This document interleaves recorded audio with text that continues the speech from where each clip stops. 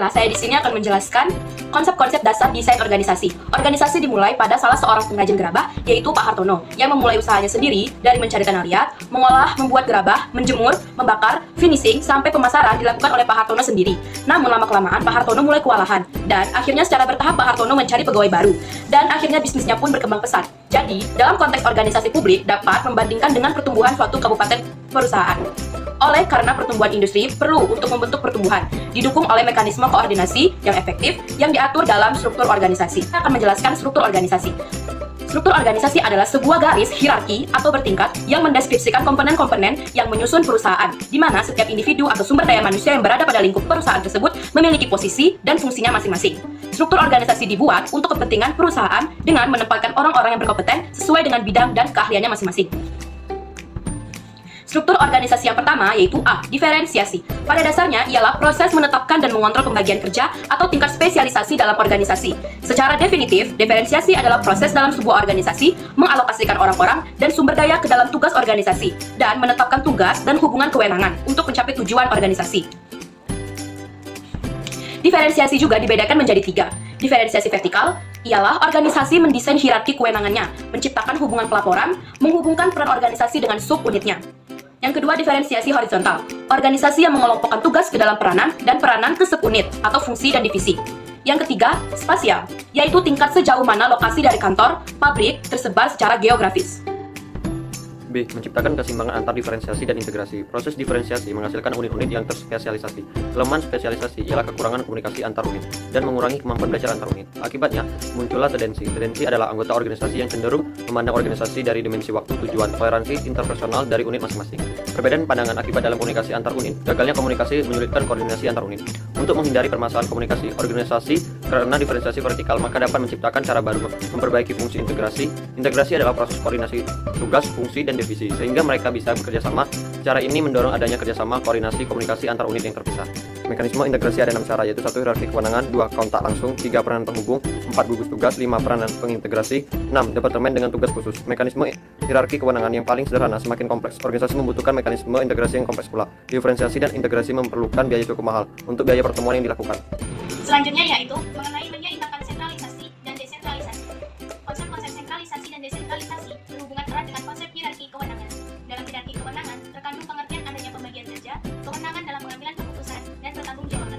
Beberapa keuntungan serta kekurangan desentralisasi dan sentralisasi yaitu: yang pertama, desentralisasi. Keuntungannya mendorong adanya fleksibilitas dan tanggung jawab bawahan. Manajer pada semua level dapat mengambil keputusan penting yang akan dapat memacu mereka untuk lebih inovatif. Kekurangannya, kewenangan yang didelegasikan untuk menyulitkan para manajer dalam melakukan pengambilan keputusan mereka sendiri, perencanaan dan koordinasi, bahkan dapat menyebabkan organisasi kehilangan kendali dalam proses pengambilan keputusan. Yang kedua yaitu sentralisasi. Keuntungannya, koordinasi oleh top manajemen menjadi lebih mudah dan kegiatan-kegiatan dalam rangka pencapaian tujuan dapat terfokus. Kekurangannya, manajer puncak akan kelebihan beban karena terlalu banyak keputusan operasional yang harus ditanganinya sehingga ia tidak memiliki waktu untuk memikirkan perencanaan strategis jangka panjang. Dalam mendesain organisasi, perlu diciptakan keseimbangan dalam pengambilan keputusan sehingga tidak terlalu terdesentralisasi atau terlalu tersentralisasi. Jika keputusan terlalu terdesentralisasi, akibatnya para manajer menengah dan bawah akan memiliki kebebasan yang terlalu besar dalam membuat keputusan. B. Menyeimbangkan standarisasi dan penyesuaian yang saling menguntungkan atau mutual adjustment.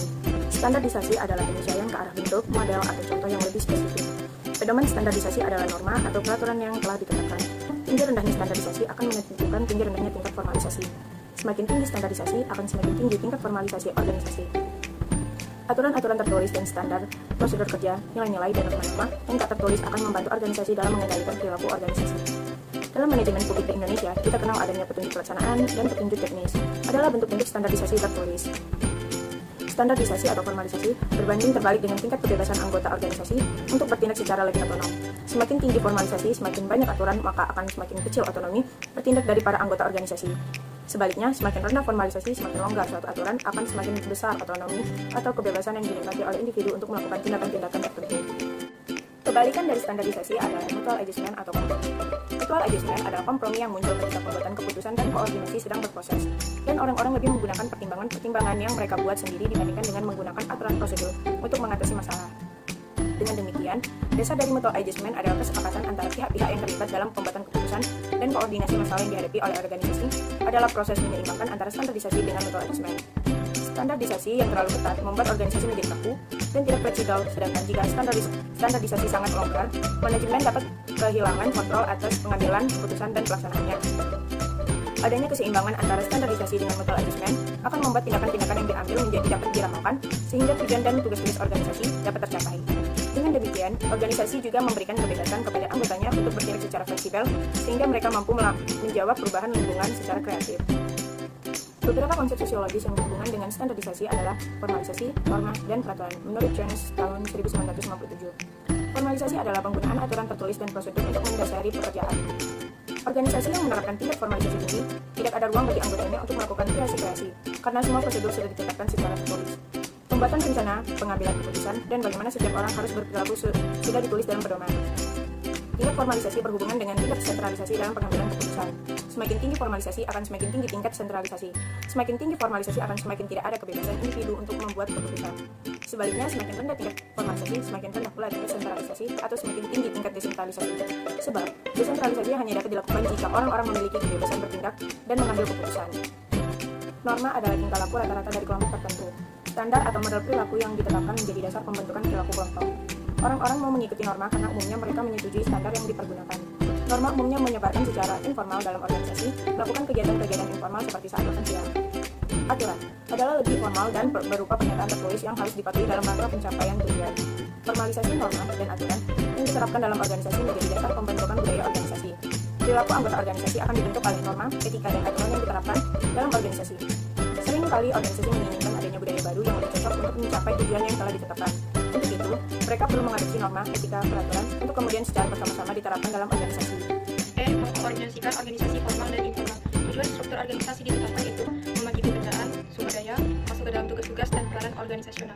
Struktur organisasi tergabung rencana tentang mekanisme koordinasi, komunikasi, rentang kendali, pertanggungjawaban, dan hierarki kewenangan. Organisasi formal ialah organisasi yang memiliki struktur bagian yang menggambarkan hubungan kerja, kekuasaan, wewenang, dan tanggung jawab antara pejabat dalam suatu organisasi. Organisasi informal adalah praktek-praktek organisasi yang berjalan di luar struktur formal dan tidak mengikuti jalur-jalur formal. Struktur sosial yang terbentuk dalam struktur informal lebih didasarkan atas mutual adjustment, bukan oleh aturan-aturan yang standar. Saya di sini akan membacakan ayat memilih adalah uskup menangis dan menangis. Uskup menangis didesain agar pelaku individu dalam organisasi hingga untuk direvisi. Kewenangan mengambil keputusan sehingga riskis komunikasi background, pengawasan terhadap bawahan terdekat, tugas-tugas dideskripsikan dengan terpikir biasasi ketat dan tidak ada korelasi terhadap penyimpanan prosedur.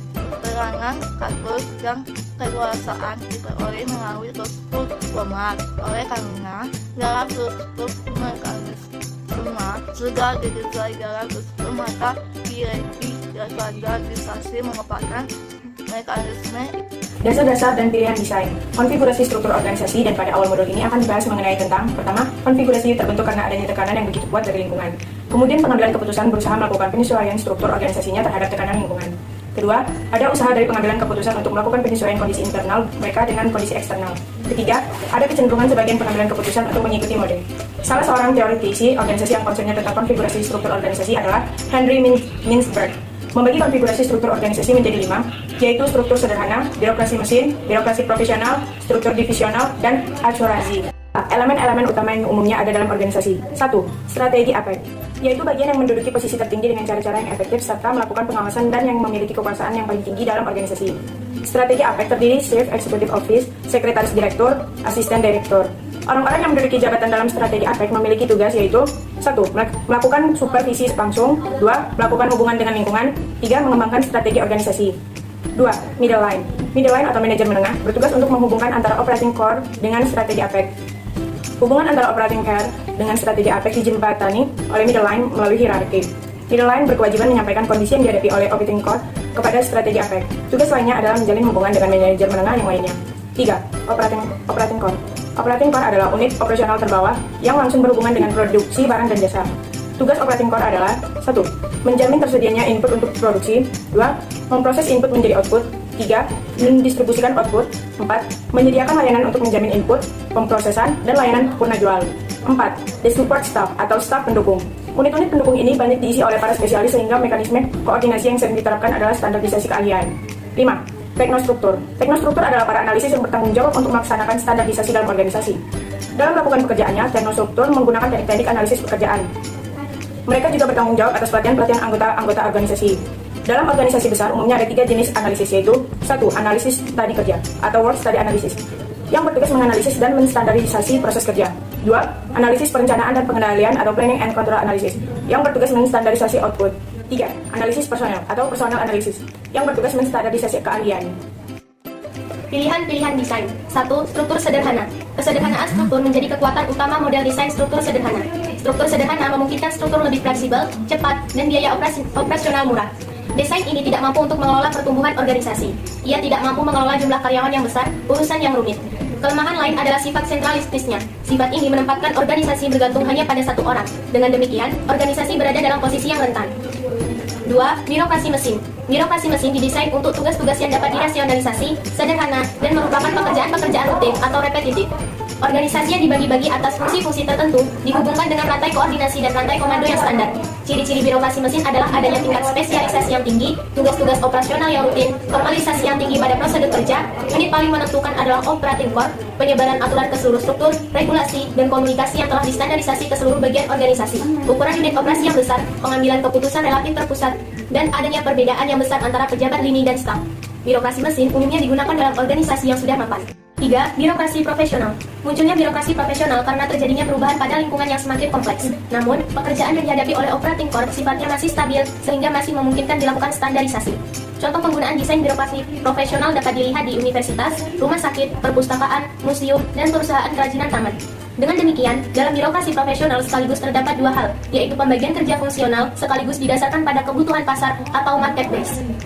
Menerapkan model birokrasi profesional. Model birokrasi profesional paling baik diterapkan pada organisasi yang besar, lingkungan yang stabil, kompleks, dan teknologi rutin yang diterapkan melalui profesionalisasi. Kelemahan model birokrasi profesional. 1. Konflik fungsional.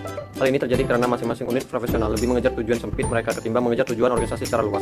Masing-masing unit merasa lebih penting dibandingkan unit lainnya. 2. Ketaatan pada peraturan. Umumnya, para profesional sangat ketat dan taat melaksanakan kode etik dan standar kerja mereka. Jika terjadi perubahan lingkungan atau menghadapi kasus yang unik, kekakuan dalam menerapkan standar dan etika seringkali mengganggu efektivitas organisasi secara keseluruhan. Walau demikian, model birokrasi profesional saat ini merupakan desain yang paling banyak diterapkan karena paling efisiensi dan demokratis. Pilihan desain. A. Struktur divisional. 5 alasan mengapa organisasi fungsional perlu mengubah strukturnya menjadi divisional. Pertama, keanekaragaman pasar. Keanekaragaman pasar tidak bisa dipecahkan dengan sentralisasi pengambilan keputusan. Demikian, perlu adanya diverifikasi. Cara yang lazim digunakan dalam melakukan divisionalisasi adalah dengan menambah unit atau divisi. Contoh organisasi, desa yang seragam di seluruh Indonesia. Yang kedua, sistem teknis. Divisionalisasi teknisnya dapat dipecah-pecah. Tidak terjadi ketergantungan sistem teknis antara divisi satu dengan lainnya. 3. Lingkungan. Divisionalisasi menerapkan desain birokrasi mesin untuk divisi yang dibentuknya. Saat ini konfigurasinya berkembang menjadi konfigurasi yang multidivisional, yaitu masing-masing divisi memiliki struktur yang berbeda tergantung pada lingkungan yang dihadapinya. 4. Ukuran dan umur organisasi. Semakin tua umur organisasi akan melakukan intervensi. Intervensi akan melahirkan divisionalisasi. 5. Kekuasaan. Kekuasaan semula dipegang oleh pusat sebagian, diserahkan kepada departemen. Dalam sektor publik, konsep ini mirip dengan desentralisasi. Menurut Jones, ada 3 pilihan desain untuk mengubah dari struktur fungsional ke bentuk kompleks. Pertama, meningkatkan diferensiasi vertikal. Tujuannya memperoleh pengendalian vertikal yang efektif. Kedua, meningkatkan diferensiasi horizontal. Tujuannya memperoleh pengendalian horizontal yang efektif. Yang ketiga, meningkatkan integrasi. Tujuannya memperoleh pengendalian, baik secara vertikal maupun horizontal. Struktur divisional dibedakan dalam beberapa struktur, yaitu 1. Struktur produk. Kedua, struktur geografis. Struktur geografis adalah struktur divisional yang pembagian divisinya di organisasi berdasarkan wilayah, di mana organisasi tersebut beroperasi. Yang ketiga, struktur pasar, memusatkan perhatian kepada keberagaman konsumen yang dilayani. Struktur matriks adalah sebuah desain struktur yang bertujuan untuk mengembangkan produk sekaligus merespons tuntutan konsumen.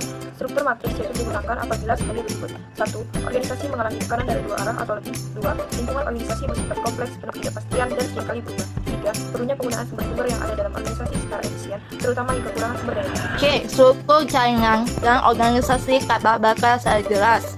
Kebetulan kedua desain tersebut dipacu oleh majunya teknologi komunikasi seperti komputer, satelit, telepon dapat sendiri. Organisasi dengan struktur jaringan adalah sekumpulan organisasi yang berbeda dalam kegiatannya, lebih dikoordinasikan oleh korporat dan persetujuan daripada oleh hierarki formal dan kewenangan.